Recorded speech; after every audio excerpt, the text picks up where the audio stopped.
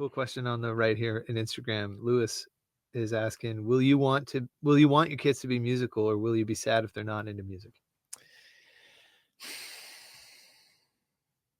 We'll each take a stab at it. We'll see who has a better answer. You can vote in the comments, and then we'll decide who the better brother is. Yeah, I really don't care. Like I really don't care. Music is obviously very, very important to me. And if my kid loves music, then cool.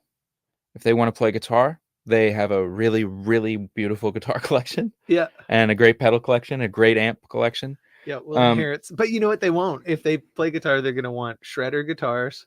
God forbid. And they're going to want a triple rectifier and a 412. Yeah, Yeah. You guys won't be sharing gear.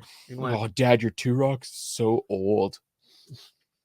Do you know how much that was worth back in my day? You little shit. Yeah, I don't know. It's interesting because I think like there's a lot of like, especially because we're family and we make music together. I think there feels like there's a little bit of pressure. Yeah. I mean, even people jokingly say like the cousins Landreth and stuff like that, which I think is cute. But I'm so curious to just see who my kid is, you know? And I'm not too worried about them following in my footsteps. You know, I followed in Dad's footsteps. I loved music from before I can even remember anything else. Yeah.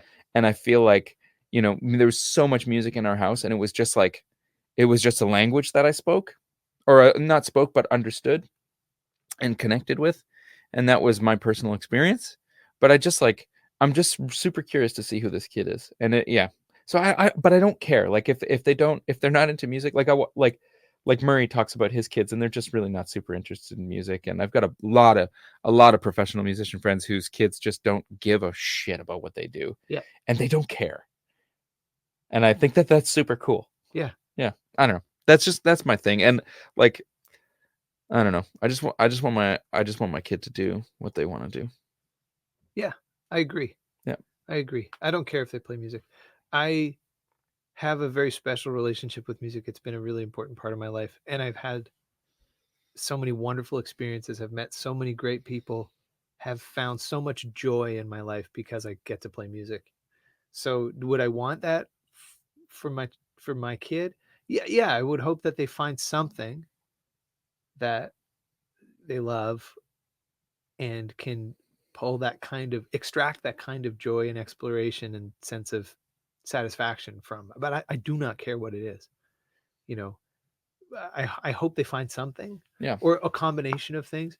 Or maybe they're just, maybe Finn ends up just being like super ultra zen and can just pull all the happiness in the world out of a leaf falling out of a tree. Yeah. I just want for him the skills to have the opportunity to be truly satisfied if he chooses, when he chooses, because you're not happy all the time either. That's not life. You don't get to be happy all the time. Yeah. But I hope he's got the skills so that he can seize it when it's there. Well, and I think interestingly, because I'm curious to see what kind of world we're living in at the time when our kids are kind of becoming, folks. When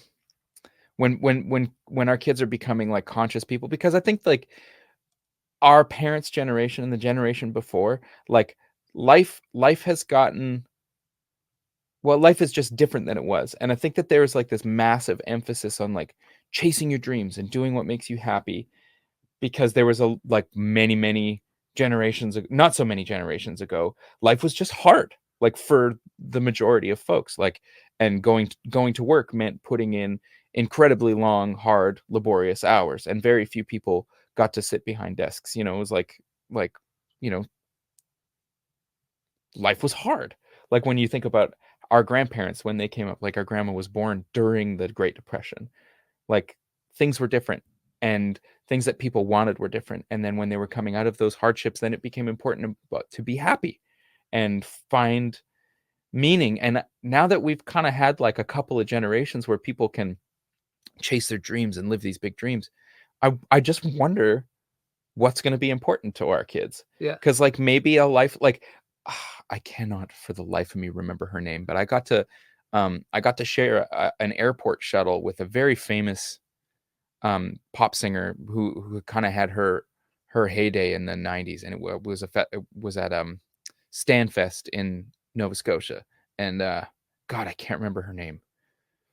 Anyway, I was on the same airport shuttle, and it was like a 4-hour drive, and she talked to me about, you know, she's had a completely different music career than mine. She's very famous and quite well off, and so going on the road was like taking her daughter with, and and so her daughter for the first 5 or 6, 7 maybe years of her life was on the road with her, and and she said that we had this moment where we were in South Africa or somewhere far from home, and her daughter was like, "Mom, do you think it's better to always be away from home, or do you think it's better to always be at home?" And she was like, in that moment, I knew my daughter was telling me she wanted to go home. And like that me chasing my dreams was not her chasing her dreams. And she was like, and that's when I decided to pivot on how much I was traveling, because it was not making my quite young child very happy. Yeah. And she didn't have a choice. And that really hit me, because I was like, I know a lot of people would be like, how cool would it be to do your job or to be a kid on the road with their parents, and I always thought, yeah, it would be super cool, and we're definitely going to do some of that for sure. Yep. Yep. But in that moment was like, well, yeah, like her living her dreams, and she does it in a significantly easier way than we do it. Like, she's got a team of people who take care of her, make sure that all of her stuff is packed in luggage, and all of her merch is picked up and counted. She doesn't have to do any of that stuff. She just gets on stage, puts on a killer show, and gets in the hotel shuttle and tells some random Canadian dude about raising her kids. So her experience is different than ours. And so I'm just like, I wonder, like, our kids, is it going to be the same kind of thing, or is it going to go to like, yeah, I don't want to live in the life. Like, I watch my parents like kind of have a small amount of fame or well-knownedness, and I don't want that for my life. Or maybe my life is all about the time in between work. Our lives are a lot about the time at work. Yeah. You know, Yeah, that's very and true. and now that we have, our priorities are shifting a little bit. It's about making sure that we can make time for family, but still make time for work, because we love work. But maybe our kids are just going to be like, nah, that's not how I want to live my life. Yeah. So who knows? And that's what I want to leave room for. I just want to leave room for my kids to just totally figure it out on their own. And Absolutely. would I love to share music with my kids? Hell yeah. Absolutely. It's still the language that I speak the best. I promise you, though, that no matter, like, I've already experienced this. I have a love and affinity for garbage trucks that is really come on late in life. Hey guy, what's up, guy? Welcome to the podcast, TV show, internet hangout with my buddies, Crowdy in the garage. Sorry, pardon me. Yeah, like, whatever it is that Finn loves, I love all of a sudden. He loves trucks. I'm really into trucks right now. I'm into front end loaders and bobcats and dump trucks, and the garbage truck is the most exciting part of the week. It comes Back up that dump truck, girl.